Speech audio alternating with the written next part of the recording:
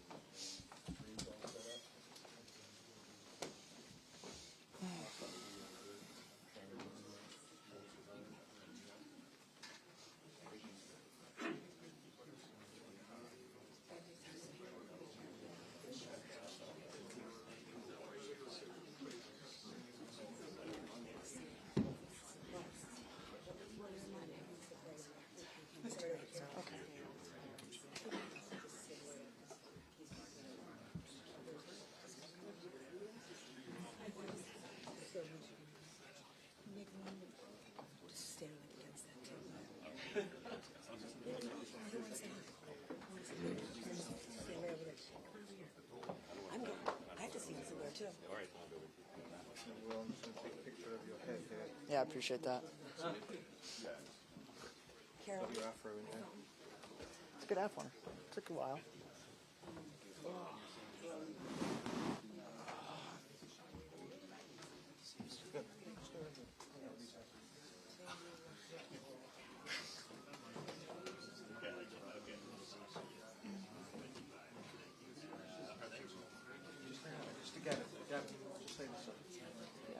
Just stay right here.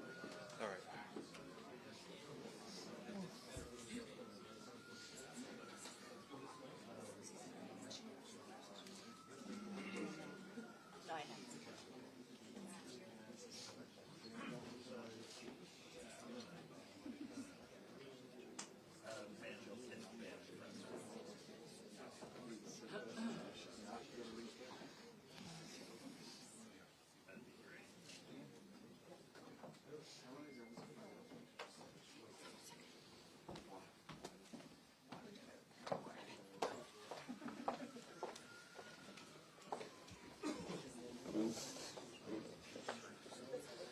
I'm Maureen Bannon, Captain Maureen Bannon. I'm Steve Bannon's daughter and CEO of War Room.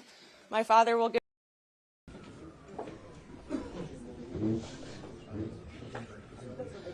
I'm Maureen Bannon, Captain Maureen Bannon. I'm Steve Bannon's daughter and CEO of War Room. My father will give some brief remarks, followed by Q&A.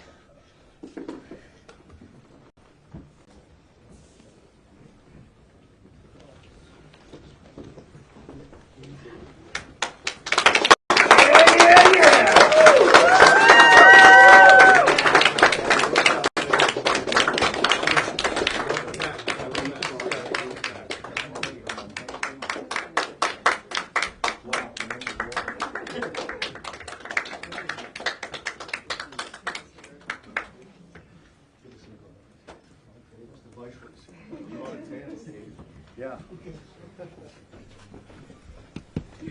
Thank you for coming. You know, I put a, and I think Raheem Kassam has just put it up. The first statement I think I made from Danbury was about 4 weeks ago, September 26th. I said, victory is at hand. That you can see the collapse of this kind of phony campaign by Kamala Harris, the politics of joy, right?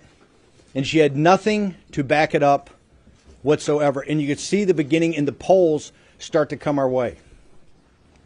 I'm very proud that the War Room has had President Trump's back, and particularly has been the platform for the grassroots movement to have their voice heard. And I said at that time that with the hard work of the Get Out the Vote effort and the election integrity effort, that we were on the cusp of having an incredible victory that could actually be a potential landslide. Now we come to today, and I'm finally out of being a political prisoner by the Merrick Garland, Kamala Harris, Nancy Pelosi regime. Okay, for standing up for my political beliefs against an illegitimate committee in the House that did not have a ranking member and did not have minority counsel. I went to a federal prison for 4 months. Now, Nancy Pelosi and Kamala Harris and Merrick Garland thought they were going to do two things. Number one, they were going to shut down the War Room and not have that as a voice for the grassroots movement of MAGA in this country, and number two, break me. Well, I think you can see today I'm far from broken. I've been empowered by my 4 months at Danbury Federal Prison. Why was I empowered? Because I was able to listen, to observe, and to learn from working class minorities, young African American men and Hispanic men, and yes, Puerto Rican men, about what their lives are and what the queen of mass incarcerations, which is what they believe that Kamala Harris is. She refuses, and she has refused as border czar, to commence any mass deportations of illegal alien or illegal migrant criminals in this country. And today, President Trump with the angel moms actually had to say, we need to set up a form of restitution to reimburse these folks. Kamala Harris, Vice President Harris, as the border czar, has refused to do that and continue on the mass incarcerations. Now, President Trump, and quite frankly, with the visionary leadership at the time of Jared Kushner, President Trump came with the most significant prison reform bill ever created, the First Step Act. And today, 6 years after, and 4 years into the Biden regime, of which Biden in 2020 promised and committed to dramatically decrease the number of incarcerations in federal prisons, and nothing has been done. Nothing has been done. You know, this is criminal negligence by the highest, at the highest levels of BOP, Bureau of Prisons, and the Justice Department. You have particularly minorities, African Americans and Hispanic men and their families being broken, rotting in federal prisons, when the First Step Act is very clear of what's supposed to happen, and all they do is get spun and spun and spun. The system is broken. Bureau of Prisons is broken. This is not about Danbury and not about the individual. I have many good individuals working at Danbury Federal Prison. The system of the BOP, the system of the Justice Department is broken. They have weaponized the Justice Department against a political movement, a conservative grassroots movement that's had President Trump's back, and from the dark days of February, March, and April of 2021 is on the cusp of the biggest political comeback in the history of this nation, led by grassroots people, everyday Americans, including, as we know now from the polling, and the reason I said we're on the cusp of a massive victory, she is failing to connect with minority men, Hispanic and African American men. Now, why is that? They understand what the scam is. They understand that this administration purposely let in millions of illegal alien migrants, illegal aliens, to drive down labor costs. The Federal Reserve said it from the very beginning. We're going to drive down labor inflation by getting more unskilled workers here and putting pressure on the lowest skill sector we have. And they were successful, and they brag about being successful. The minority community understands that. They understand the scam and the con of what Kamala Harris has done. In addition, she has failed to do, for political reasons, the reason the First Step Act is not implemented among minorities is because Kamala Harris and Merrick Garland and Joe Biden in the White House and Nancy Pelosi understand it to be a massive political win for President Trump. And that's why they're failing to do it. They thought they would shut down the war room and take our power away. The show is bigger and more powerful than it's ever been. And please, it's not a podcast. We take the live streaming television show every day and the radio show, and we turn it into a podcast. So my brothers and sisters at CNN, when you say the podcast number is off slightly, right? It hasn't. We were the largest podcast, but we're streaming. We stream on television, and we play on radio and online. And Nancy Pelosi thought a federal prison was going to break me. Well, it empowered me. God bless you. It empowered me. I am more empowered today, more focused today, sharper today, in better shape today than I've ever been in my entire life. So Nancy Pelosi, suck on that.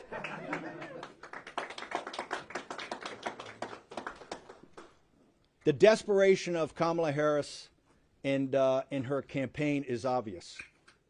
They went from the politics of joy, and we were the first ones to call it, to darkness and night falls on America, and they pivoted hard. You know why? Her incoherent explanation for what the politics of joy is befuddled everybody. So she had to go back to the same playbook. Trump's a fascist. His followers are not deplorables, they're fascist. That they're a danger to the country. Well, you know who doesn't buy this? Working class people don't buy it. And particularly African American and Hispanic men do not buy it. Had a great opportunity at Danbury, and I want to thank the Education Department of Danbury Correctional Institution for allowing me to teach, yes, civics and government. I had, I think, close to 100 students in 3 different classes. The majority, particularly the later classes, were minority men, African American and Hispanic, lots of Puerto Ricans, lots of Dominican folks in the Dominican Republic. And if you had a chance to read Vanity Fair, the cover story on our populist nationalist beliefs, you can see that it talks about economics. And it talks about the way the system works, the financial system in this country, how it's inextricably linked to the political system. And you can't understand what's going on until you understand how the economy, how the Federal Reserve, how deficits, how they play into the politics of the day. That much that you see on television is just professional wrestling when it comes to politics, and is not the thing itself. And I can report to you that these young men, most of whom are nonviolent drug offenders that have, quite frankly, a lot of years in prison, these people came to this with a new awakening, and that is the awakening the American people are going through. The system is not only broken, the system is rigged against the working class of this nation. And I saw at Danbury that we're going to move past the politics of race with an intermediate stop in the politics of gender, which is being forced on everybody right now. We're going to get to what is important, and that's the politics of money.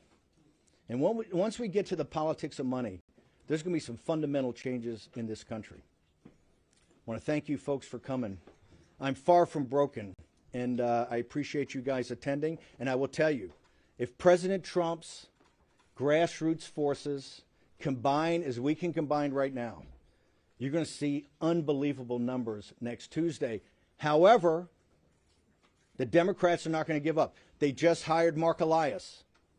And you only hire Mark Elias, who I think is the toughest election lawyer in the country.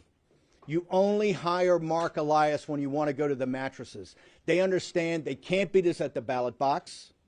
We're going to have a reprise of 2020, where they're going to try to do everything humanly possible to nullify Trump's election and delegitimize his second term. And I can tell you right now that the working class people in this country, the middle class people in this country that support Donald John Trump are not going to let that happen. I'll take some questions. Okay, so please introduce yourself before asking your question. Hey, Steve. Good to see you. Tim Miller. From the Bulwark. I was listening to your Not a Podcast this morning. Do you have the pukas on today, or we have the pearls? I'm clear. No Pukas or pearls? No pukas and pearls? Pearls or pukas today. Sorry. This is Tim Miller, one of my favorite guys from MSNBC in the Bulwark. Used to be the spokesman for the Republic. When I met Tim as a younger man, he was the spokesman for the RNC, the old RNC, the establishment RNC, the RNC of Mitt Romney, not the RNC of Donald Trump. But go ahead, Tim. Question. Steve. You said on your not a podcast today, that the fight will continue from November 5th to Inauguration Day. Yes. With January 6th being a key part of that.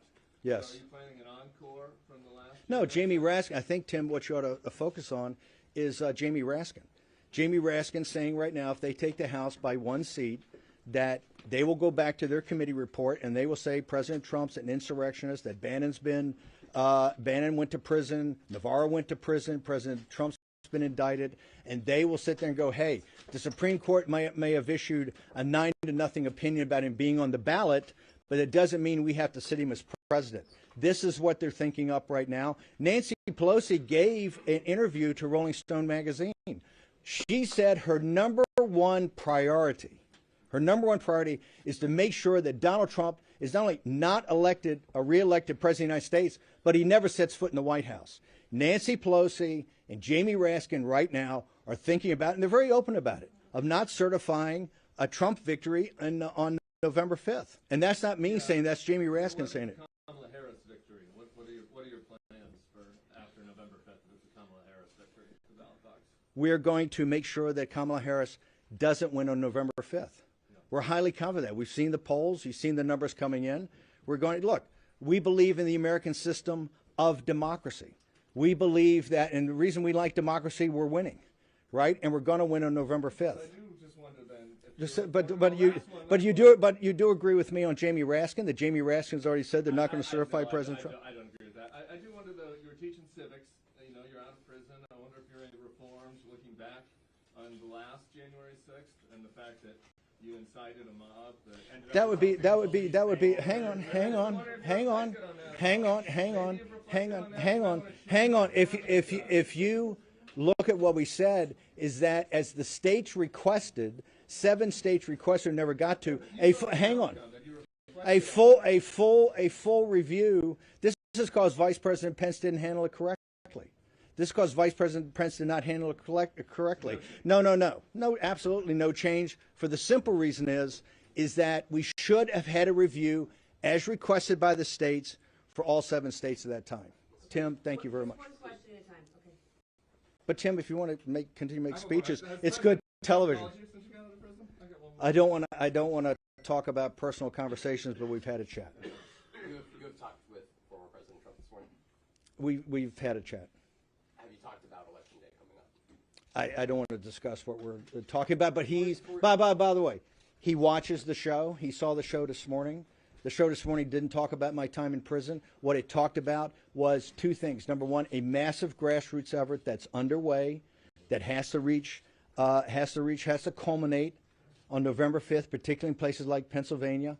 It looks like max 15% of Republicans will have voted on the mail-in ballot early voting. Before then, we have to deliver 85% of the people to the polls next Tuesday. He understands that we are the focus and back of people like the Elon Musk of the world and the money he's putting in for his effort, and Charlie Kirk and other independent groups out there that are putting in, that we're driving and enlightening the grassroots movement of the Trump MAGA movement to show up next week. That's number one. And number 2, we had Bill McGinley and Mike Davis and others on to talk about the election integrity, the efforts that they're making, and quite frankly, places like Pennsylvania, that looks like the election administration is a little bit of a dumpster fire right now. 4 years ago, you urged then President Trump to declare victory on election night, when you knew all well that there was going to be a decent chance that we would not know if the ballots had yet to be counted. Hang on. You went out and did exactly that.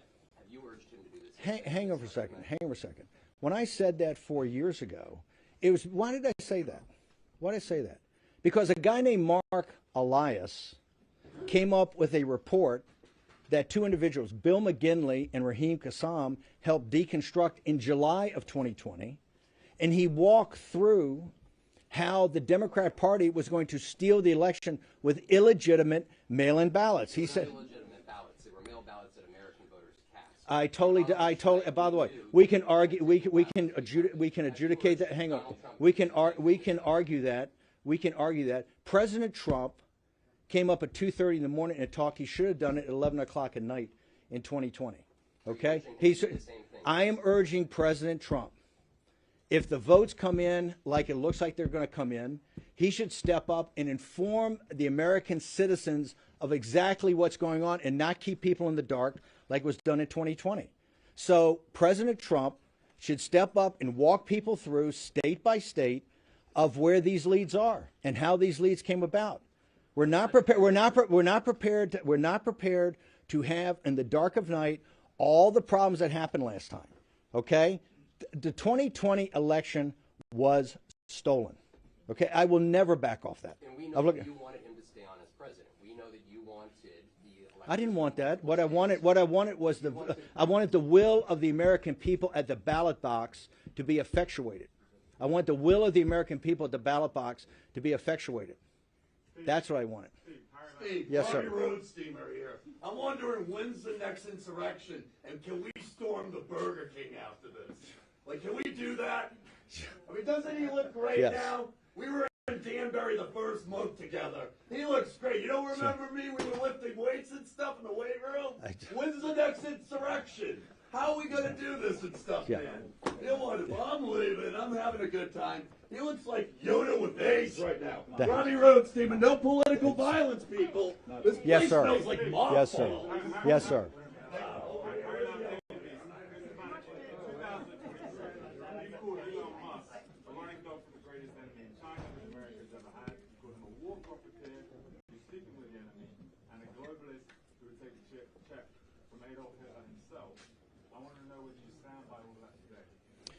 Elon Musk, as you know, Tulsi Gabbard was a Democrat.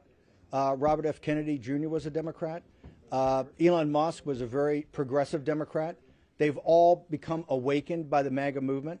Today, I think he's one of the strongest supporters of the MAGA movement. He's gone through a awakening that I think very few have come. I totally disagree with many of his positions, particularly about the Chinese Communist Party and others. But as an American, he has done, I think, something very smart. And that is put money in back of grassroots organizations and people to do something simple. And that's, hang on, and that's to get out the vote here in the 2024 election. So you don't mind someone who would take a check from Adolf Hitler from Trump? No, what I said is he's gone through a great awakening, right? And I think if you talk to him, he has gone through a great awakening. And I think part of that awakening is understand the power of the MAGA movement and the power of grassroots America. Thanks. Yes, sir. Please identify yourself when you ask the question. Steve Fasciola with Politico. I'm not sure if you saw, but the mayor got indicted while you were away, and there have been members of his legal team who say that his best bet is for a Trump presidency to succeed, and then Trump to pardon the mayor.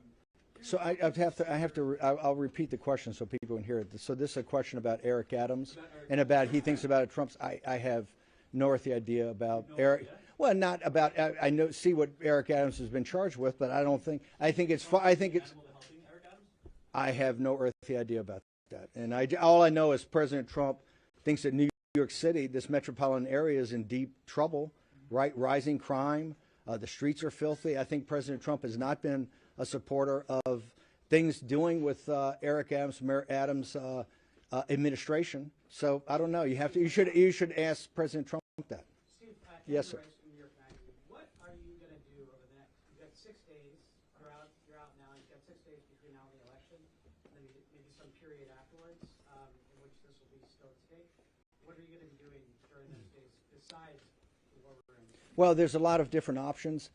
I'm of a strong belief right now. This is New York Magazine asking what myself and War Room's going to do. Obviously, with 7 days or 6 days left, you have to have a convergence of the get out the vote effort. I am not a huge believer in our ability to actually participate in rallies or do rallies, because right now I think President Trump does that great, and he has people along that are going to do rallies in the different states. Our focus is one thing, to make sure that we get as many American citizens either early voting while they can or to the polls next Tuesday. And so our efforts are how to scale that effort like we did today on the show and other efforts behind the scenes. So our thing is to make sure that we're there to scale the vote of get at the vote operations and also on the election integrity.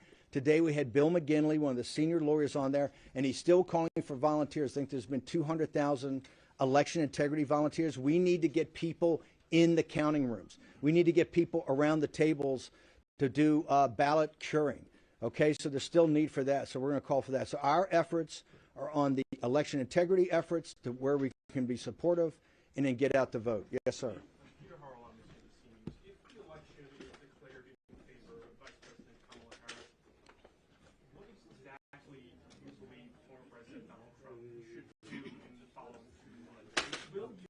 unequivocally condemn political violence. Wait, hang on. Who believes in political violence? That's a loaded question. Of course people don't believe in political violence. I was just a political prisoner of a regime that put somebody in prison for what has been a civil charge throughout the history of the country. I think, I've been told I'm the only misdemeanor that's ever been at Danbury Prison. I think I'm the only misdemeanor. They told me when I was on trial in federal court in D.C. that I'm the first misdemeanor at a federal level. You know, CNN reported that wrong the other day. I'm not guilty of a felony. That was a misdemeanor. So, listen, we have to go through this election. And whoever wins the election wins the election. Okay?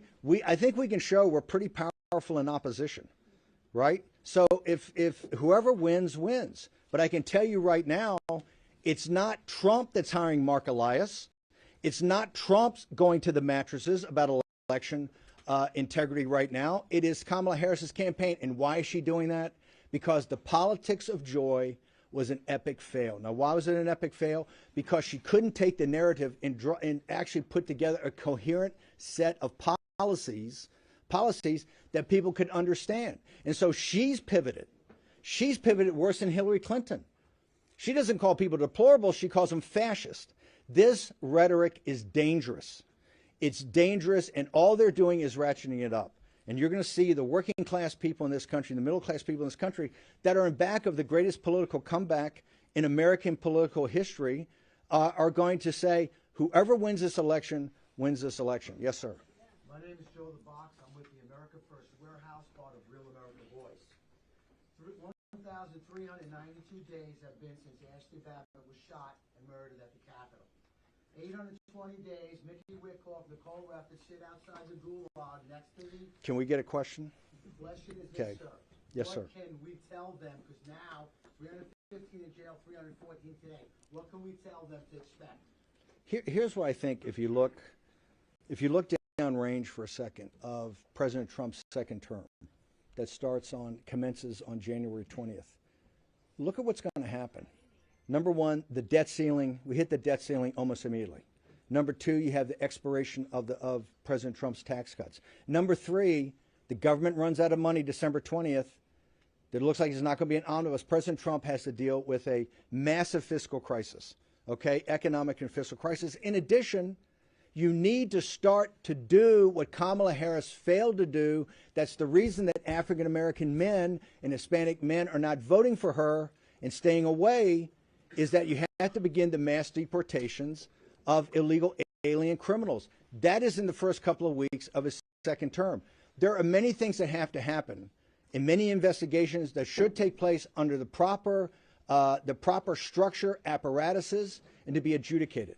And that's going to take time. So I think it's not helpful to tell people this is all going to be done immediately. You have the House, you have the Judiciary Committee, you have the Inspector General's report that hasn't been released in the Attorney General's office. They also, I think, ought to have another J6 committee just like they had before. But this time, the Democrats should have a ranking member and they should have minority counsel. So all documents go to the minority counsel.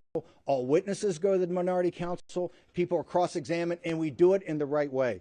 But I don't think that that's going to happen right out of the box because we have such huge financial, well, the reality is we have huge financial and sovereignty issues about what's happened to the borders of this country and what's happening to internally in this country. This is why Hispanics are almost at 50-50 with President Trump. This is why African-American men and Hispanic men are not voting for the politics of joy.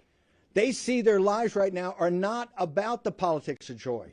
They're about a brutal reality in this country. So I think we have to be very upfront with people of what's facing us and what President Trump and his administration are going to face. And to the degree that we get to those investigations, which we will, it has to be done over time, it has to be done properly, and it has to be done so that the American people see that this was not partisan, that this is not to send Peter Navarro to prison or not indict President Trump or former president 92 times, okay, or not to send a guy like Steve Bannon that disagrees with you politically to prison. It has to be done in the right way.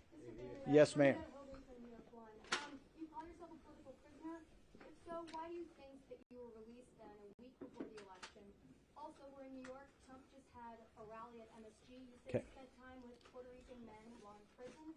Do you think comments by the comedian that spoke before Trump, were they racist Okay. and should Trump condemn them? Can I take the first part of your question first, which is why was I released 7 days before? I think the math works out. If you take 120 days from July 1st till today, that's what my sentence was. Remember, the Bureau of Prisons said last week, the Bureau of Prison admitted I was eligible for part of the First Step Act. I should have been out on September 19th, according to the law of the First Step Act. Now, I'm just there on a misdemeanor for 4 months. You have individuals that have been there that are rotting years after their release date, that today don't know the release date for their families. This is destroying families. The First Step Act is not an executive order. The First Step Act is not just some sort of concept. It is a law. And the Justice Department and the Bureau of Prisons are, by criminal negligence, not implementing that law. And they're not implementing that law for one reason. Because to implement it the way it's supposed to be implemented is a massive political victory for President Trump, who's the only individual in this country that stepped up and had true prison reform. And this is one of the reasons that African-American families and Hispanic families think so highly of him. And this is one of the reasons that the queen of mass incarcerations, which is Kamala Harris, is not.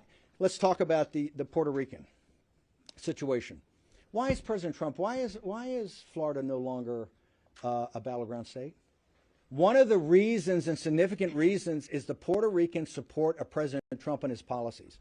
The Puerto Rican people in this country, American citizens, support President Trump and support his policies. Okay? So that some influencer or comedian says something, is it inappropriate? It's definitely inappropriate. Is that the policies of Donald Trump? Absolutely not. If you look at 218 and 219, why is he resonating with Hispanic families almost 50-50?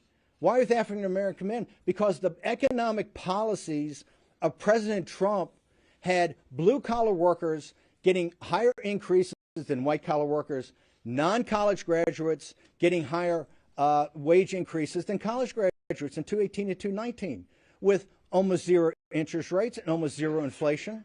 Okay, that made more money in their pocket. They understand the economic times were better then.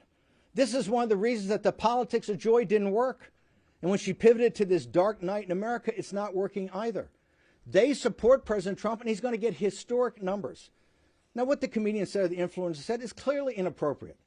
Okay, but that's not President Trump's policies. President Trump is bringing working class people together. And I can tell you what I saw at Danbury. We're going to move past race. And we're going to get to the discussion about money in this country and who the elites are in this country and who controls this country. Okay? And that is when you're going to see a broad base, even broader base today, populist movement. But thank you. Yes, yes. I heard what you said about Who? Jen Peltz from the Associated Press. Hey, Jen Peltz. She said about focusing on get out vote and election integrity. But has former President Trump asked you to campaign with him?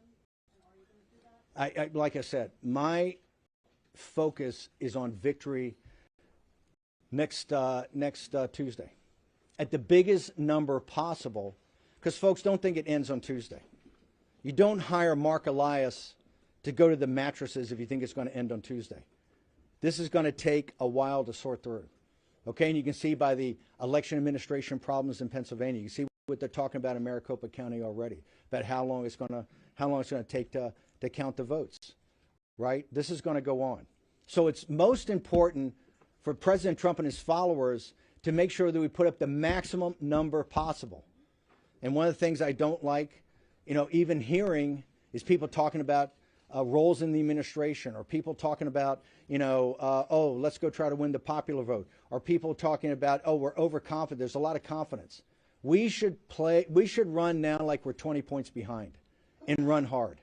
And that's all my focus is. The way that we can scale that on the war room is what I do. Like I said, President Trump's going to do the rallies. His rallies are spectacular. To me, it's walking precincts. It's working phone banks. It's going door to door. It's sending text messages. Yes, ma'am. What, if anything, has former President Trump asked of you to do behind the scenes in the next week and following that? I don't want to talk about that, but President Trump, look,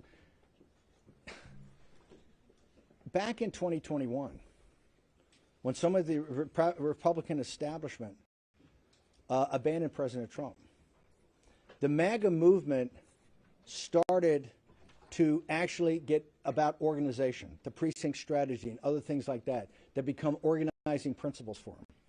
Right now, the thing that is most important for President Trump and his movement is to have his followers come together in an organized effort, right, to get out as many votes as absolutely possible. And that's the focus in the final 6 days. Remember, normally Thursday before the Tuesday election is when, you know, you get news stories, you get everything. So we have to have people motivated. We have to have people going door to door. All this polling and people talking about, oh, well, Trump always polls 3 points less, that's all theoretical. What we know is that what happens next Tuesday is fact.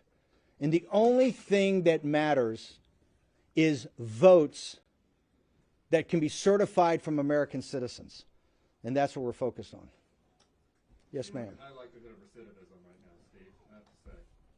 Do you have a message? But first, as a political person, no. It's so from Tim Miller's own lips, a high degree of recidivism. No, because Kamala Harris, the Biden regime, Merrick Garland, Nancy Pelosi weaponize the justice system in this country against their political opponents. And so if that continues on, right, you may see that. If that continues on, but like I said, I am proud that I went as a political prisoner to Danbury Prison. I served my country on a Navy destroyer in my 20s, and I served my country in a federal prison in my 70s.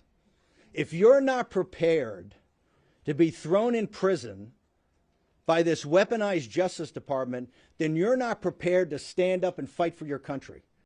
And I will never back down from that. But thank you, Tim. Yes, ma'am. Wall Street Journal. A message for Europe is that, you know, President Trump's been a great friend of NATO to make sure the NATO alliance is actually funded by countries in Europe. I would say that the populist nationalist movement over there that's on the march is on the rise, should look at what's happening in the United States of America, particularly against the elites in this country, and how with very little money, every day we're building. Like I said, we're going to move past race here. You're going to see historic numbers, I think, of African American and Hispanic men that do not vote for a Democratic candidate. So we can move past these things that have held us back in the past and get to the sunlit uplands of talking about power and control and money. Yes, ma'am. Mediaset, defying television, largest broadcaster in Europe. Follow-up is, why is then Europe looking at these elections as if they were their own, and why are they so afraid of a Donald Trump? I'm not sure Europeans are so afraid, but that European elites are so afraid. There's a big difference. Number one, the European elites, the elites and the wealthy in Europe have not paid their fair share, right? Listen, our defense budget's almost $1 trillion a year. A lot of that goes into NATO and supporting allies throughout the world. That we need our allies to pitch in, particularly the wealthy allies in Europe. Europe does not carry its weight on its defense. And if the Europeans are so concerned about Putin and KGB and the Russians, they're going to have to step up to the plate and be even a bigger part. And President Trump, and Stoltenberg said this, there wouldn't be a NATO today if it was not for President Trump and what President Trump did in assisting NATO to actually start to pay more of its fair share. The European elites, of course they hate Trump because they understand President Trump is a populist nationalist. They understand about what he's talking about is trade. They understand what he's talking about tariffs. They understand he puts American citizens first, and he puts American citizens' economic benefit first. So if I was an elite in Europe, yeah, I would be quite concerned about Donald Trump because, number one, it's going to inspire populist movements throughout Europe to actually get off the dime and start winning elections and winning them big. Yes, sir. Scott with CBS. Can you clarify what you're telling my colleague? What would you encourage Mr. Trump to say on election night before the states are all projected? When I say the states are all projected, it doesn't make this about the states projected. President Trump, to me, hang on, should go before the American people, go for the American people, and I thought he should do it last year in 2020 at 11 o'clock at night, not at 2:30 in the morning, and explain to American people where the voting is, right? Where the voting is and what's to come, what is still outstanding. The American people, quite frankly, were quite confused in 2020. They don't need to be confused today. And I think you're going to see some big numbers from President Trump. We've already know that, though, that Pennsylvania and Maricopa County and others are saying it could take a while, but he needs to explain to the American people early on exactly where we are in the voting. So it seems like you're suggesting that Americans should be ready for this to potentially take a few days to know who the winner is. I don't say that. I believe that Jocelyn Benson in Michigan has said it's going to take a couple of days for Michigan. I believe that people in Maricopa County just said the other day it could take them 4, 5, or 6 days to figure things out. Not just because 4 years ago on election night, you wanted Donald Trump to declare victory. So well, hang on. Well, we have made significant changes, and mail-in ballots are not what they were. He told us, Mark Elias told us, that on election night you were going to call it what is the red mirage. But just wait 2 weeks when all votes are counted. He didn't say all legitimate votes. He didn't say all certifiable votes. He didn't say all votes from American citizens. He said all votes. Wait till all the votes are counted. And you can only count certifiable chain of custody votes from American citizens. Okay, so we don't want to have a replay of 2020. Changes have been made. I don't think enough changes have been made, but it's election officials in Pennsylvania, it's election officials in Maricopa County, it's election officials in Michigan that are saying right now, and I think some of those election officials are Democrats, some are Republicans, that they don't think that this is going to be, that they don't think they're going to be able to give definitive numbers for a couple of days. But it doesn't mean President Trump can't go out there and explain to people exactly where this is, and I strongly advocate that he does. Yes, sir. Yes, sir. Mark Halpern, two-way. Hey, Mark Halpern, how you doing? Appraise the strengths of the Harris campaign, and if you would, just kick through the battleground states and say how you see each one of them. I think the Harris campaign, and I believe this comes from the anti-democratic forces inside the Democratic Party, in shifting out when President Biden was taken off in 10 days off the ballot. It seemed to me at the time that they should have some sort of mini primary so that people like Governor Pritzker and Whitmer and Newsom and Shapiro, whoever else, wanted to jump in here and actually make the case in some sort of period of time up until the convention, could actually go and make a case of what they stand for. She started with this incoherent politics of joy. And she understands that you can't, she wasn't getting traction on this. And that's why she pivoted. She needed to take 1 or 2 at most topics like President Trump's Make America Great Again, or President Trump's Secure the Border, or President Trump's Bring Jobs Back from China. Take 1 or 2 things that resonate with this country and working class people and drive it every day. You haven't seen that. That's why now she's talking about people being fascists and people being this. I think right now, President Trump, just like in 2016, right, we have a chance to win the states we won in 2016, North Carolina, Georgia, Arizona, Wisconsin, Michigan, and Pennsylvania, if the grassroots delivers.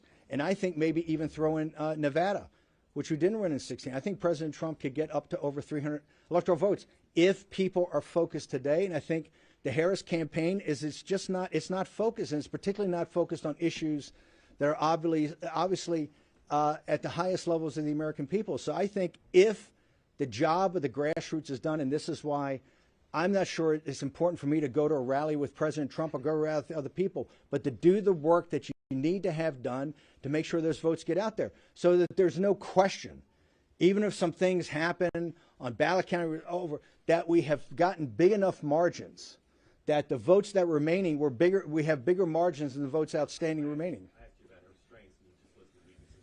Does her campaign have any strengths? I think, for people that align with progressive values, right, I think Vice President Harris has spoken to those values. I don't think she did it in a way that could broaden out to a general election, but clearly she's Vice President of the United States. She's been a U.S. Senator, right? She clearly has strengths. She's proven that in the past. I don't think she's done it in this regard. And I think some of her strengths, particularly in areas that she should have been in, like in sitting in the Situation Room and knowing this, when Brett Baer asked her a week ago, what is the number one geopolitical threat to the United States? What is the United States' number one competitor on the world stage? And she instantaneously said Iran. And Brett Baer tried to help her, and he says, we know some people say China. Hint, hint. She says, oh, no, Iran.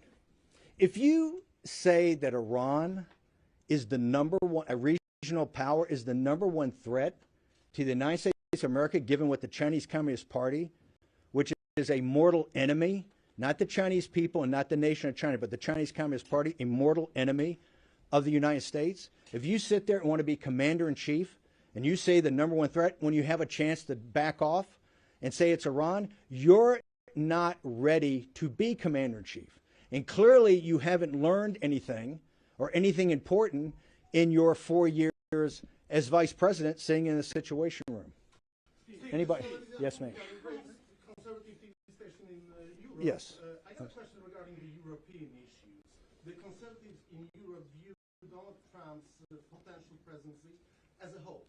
I would like to have your comment on that, and I would like you to emphasize on the role of the American polling voters in this issue. Well, remember, you have conservatives, and then you have populists, and you have nationalists. I think the populist nationalist wing of those conservative parties, I don't think some of the classic conservatives, just like here in the United States, I think there's elements of the Republican Party that don't see President Trump as an answer. They vehemently disagree with us on tariffs.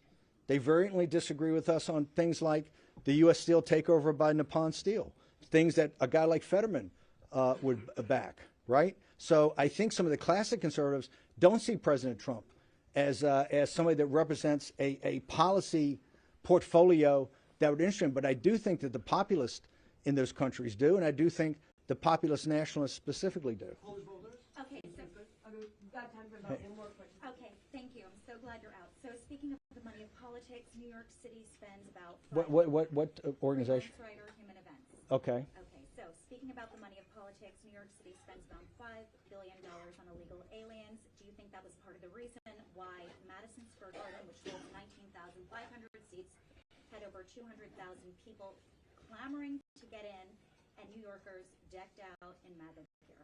Do you think it's a swing state like Vivek Ramaswamy says in 2024? I think that you saw that when President Trump went to the Bronx, right? Remember, the elites in this country, the reason there are 10 or 15 million illegal alien migrants or illegal alien here in the United States, the Federal Reserve said this. And now the Congressional Budget Office is saying it, that they had to break the back of inflation, they had to drive down. They focused on wage inflation. And where did they focus on wage inflation? They didn't focus on the investment bankers, and they didn't focus on the lawyers, and they didn't focus on the fat cats in Silicon Valley. They focused on unskilled labor here in the United States, and they were open about it. The Federal Reserve couldn't be more open about it. And that's what happened. Okay, number one. Number two, they tell you now, well, you can't possibly deport anybody, that the GDP has 1% growth because you have another 10 million consumers. The people that are being destroyed by the 10 to 15 million illegal alien migrants are the working class African Americans and Hispanics who are voting for Donald Trump. These people are very smart, and they see their lived experience every day, whether it's in New York City or throughout other major cities in this country and other states, that their lived experience is worse. And their lived experience is worse because of policies of the powerful, the wealthy, and the strong. Thank you very much. I appreciate you. Thanks. Appreciate you. No.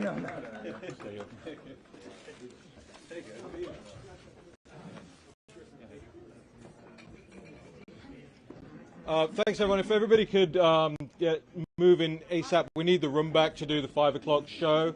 So I know it's tough, and I know